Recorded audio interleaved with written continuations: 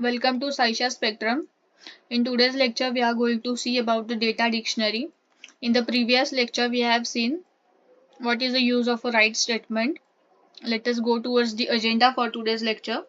We are going to cover introduction to data dictionary and different object types in data dictionary. So what is data dictionary?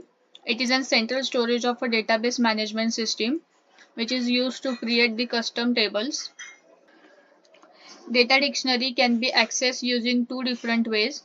Very first, in the menu bar, go to menu bar. There in the tools option, go to the workbench and development.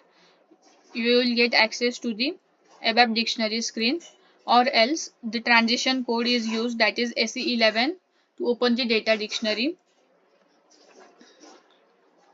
This is the initial screen of an data dictionary where the different object types are provided, that is database table. Database tables are used to define the table definitions. Then views are used to create definitions in ABAP dictionary.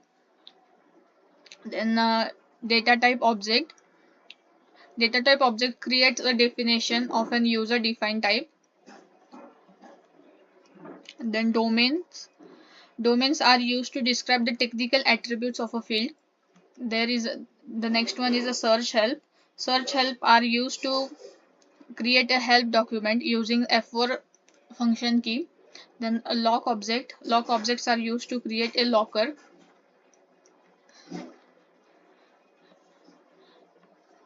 So in next lecture we are going to see introduction to the database tables.